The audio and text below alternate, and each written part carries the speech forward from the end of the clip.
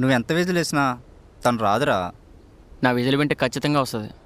వచ్చేదైతే నిన్ను ఇలా వదిలేసి ఇంకొకరితో పెళ్లి చేసుకోవడానికి ఒప్పుకోదురా. పెళ్ళా? పెళ్ళేంట్రా?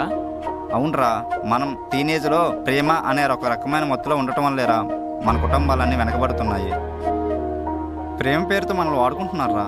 ఆ వీర్రాజు 12 లక్షలకి అమ్మిన సైటు మీకు 4 లక్షలే ఇచ్చాడు.